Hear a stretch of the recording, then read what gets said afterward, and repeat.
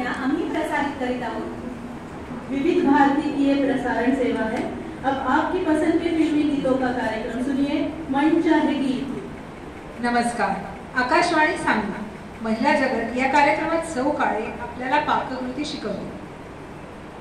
आकाशवाणी नागपूर केंद्र व्यायाम आणि आरोग्य या संदर्भात सौ धडपडे आपल्याला योगासनाबद्दल माहिती देतील। नमस्कार, विजया जोशी आपल्याला बातम्या देत आहे। आजच्या ठळक बातम्या।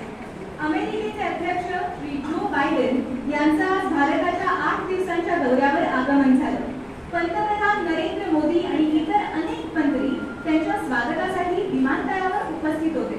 पत्रकार परिषदेत श्री बायडेन म्हणाले, याहू चाहे कोई मुझे जंगली कहे, कहने को कहता रहे, हम प्यार के तूफानों में गिरे हैं, हम क्या करें। मांडी घालून बसा, मांडीवर मांडी नीट घाला या प्रकाराला पद्मासन असे म्हणतात। आता दोन्ही हात पायावर पालथे ठेवून हाताने 1 किलो मैदा घ्या, 1 किलो रवा घ्या, त्यात चिमूटभर सोडा घाला, मग हे मिश्रण एकत्र करून त्यांच्या गळ्यात घातले।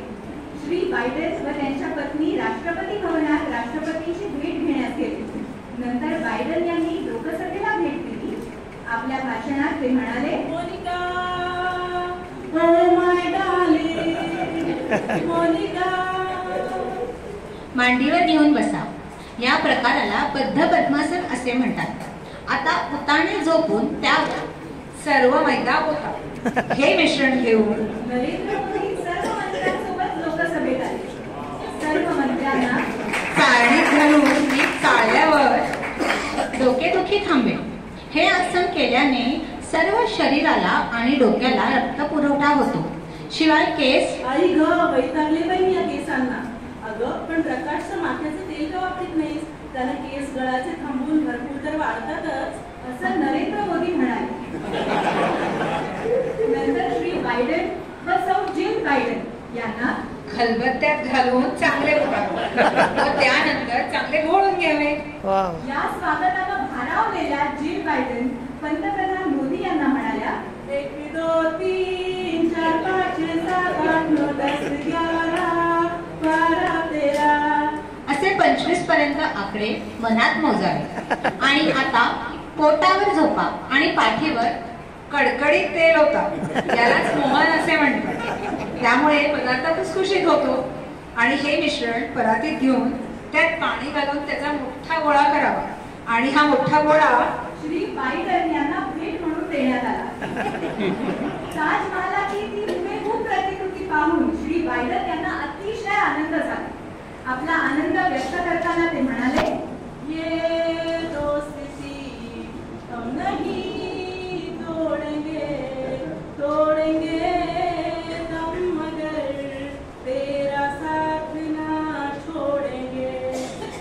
अब सुनिए अगला गीत, जिसे लिखा है महाराष्ट्राचे मुख्यमंत्री श्री उद्धव ठाकरे, माफ करा श्री एकनाथ शिंदे यांनी आपल्या देशातील गरिबी नष्ट झालीच पाहिजे असं ते म्हणाले। त्यासाठी सर्व गरिबांचे बारीक बारीक गोळे करावे आणि ते सर्व तुपात तळावे। तळलेल्या गोळ्यांवर उताने झोपा, दोन्ही पाय हळूहळू पोटाशी घ्या, नंतर पाय हळूहळू तोडून टाका, म्हणजे गरीब श्रीमंत हा भेद नाहीसा होईल असंही श्री शिंदे म्हणाले। ही भिंत तोडल्याशिवाय श्रीमंतांना गरिबांबद्दल कणव वाटणार नाही आणि अशी कणव आली तर गरीब म्हणतील, गरीबों की सुनो वो तुम्हारी सुनेगा।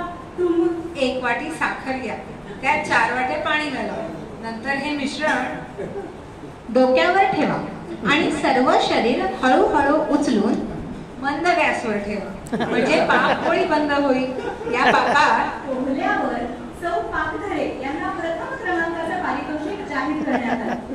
सौ पाकधरे यांचा सत्कार करून अध्यक्ष पुढे म्हणाले, चतुर नार बड़ी होशियार, मेरे मन के द्वार ये घुसत जात, हम हसत जात, अरे हे हे हे हे।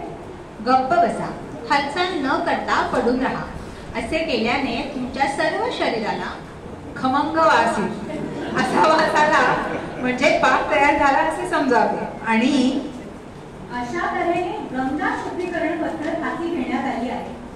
या प्रसंगी एक पत्रकार परिषद बोलावी असता एक पत्रकार म्हणाला, काम तेरी गंगा मैली हो गई, पापियों के पाप.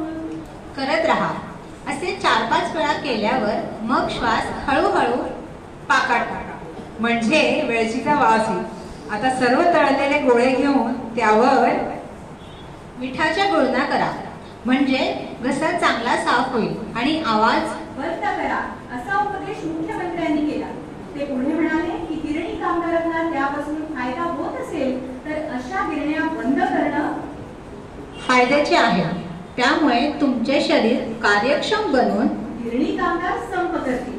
मुख्यमंत्री आपल्या भाषणात कामगारांना उद्देशून पुढे म्हणाले, लेके पहला पहला प्यार करके आंखों में कुमार जादू नगरी से. गोळे घ्या व ते सर्व एका काडीत सरकवा आणि ही काडी घशात घाला. 4-5 चुळा भरा आणि सरळ उभे राहा. पाय ताठ ठेवा, त्यामुळे पायाला भेगा पडतील. अशा भेगांमुळे पाणी धरणातून झिरपेल. जर त्याची दुरुस्ती केली नाही तर सर्व धरण पाकात बुडेल. असा पाक करावा. नंतर सर्व गोळे एकत्र करून घ्या. असे केल्याने आपल्या मागे सीबीआयचे अधिकारी लागले आहेत असं पाहून तस्करांनी आपल्या जवळचे 7 कोटी रुपयांचे सोने समुद्रात टाकले आणि पळ काढला. या प्रकरणी अधिकारी अधिक तपास करत आहेत. सर्व अधिकाऱ्यांना एक एक करून पाकात टाका. पाक चांगला मुरल्यानंतर हे गोळे बाहेर काढा व ताटात ठेवून त्यावर उड्या मारा, म्हणजे सर्व शरीर हलके होऊन त्याचा हवेत स्फोट होईल असं रशियाच्या एका प्रवक्त्यानं सांगितलं. आणि ते सर्वजण पाकात सर्वत्र पसरतील. त्यामुळे पाक गाळून घ्यावा. आता हा गाळलेला पाक नाकाने आत ओढा. तोंडाने अजिबात श्वास घेऊ नका. नाकाने श्वास घेतल्याने बाहेरील थंड हवा शरीरात जाऊन त्याची दुर्गंधी सुटली होती. त्या मृतदेहाचा अद्याप तपास लागला नसून पोलिसांनी नेटानं पडून राहावे. 5 मिनिटं स्वस्थ पडून राहिल्याने सर्व शरीरास आराम मिळणार नाही. थंड झालेल्या पाकात परत गुलाबजाम घाला. त्यामुळे सर्व हुतात्म्यांना शांती मिळेल. आज हुतात्मा दिन असल्यामुळे सर्व हुतात्म्यांना डिश मध्ये घाला व वरून सजावटीसाठी बदाम, काजू, पिस्ते यांचे काप घाला. आणि ही डिश अजिबात खाऊ नका, कारण थंड पदार्थ खाल्ल्याने शरीराला अपाय होतो व त्यामुळे शरीर अतिशय थंड होते. आजचे हवामान आतापर्यंतच्या हवामानाचे नीचांकी आहे. या हवेमुळे गुलाबजाम सुरेख दिसतील. तेव्हा भगिनींनो, हा स्वादिष्ट पदार्थ आपल्या पतिराजांना खायला घाला. आणि बांधेसूद व्हा. हा व्यायाम केल्याने लठ्ठपणा अजिबात जात नाही. त्यामुळे तुमचे पतिराज तुम्हाला समुद्राच्या तळाशी येतील. याला चांगला लाभ त्यामुळे तुमचे पतिराज तुम्हाला समुद्राच्या तळाशी नेतील. या अत्याधुनिक पाणबुड्यामुळे सागर संपत्तीचा अभिप्राय कळवा. नमस्कार. याबरोबरच आजच्या बातम्या बारीक झाल्याचे कळवा. नमस्कार. अच्छा तो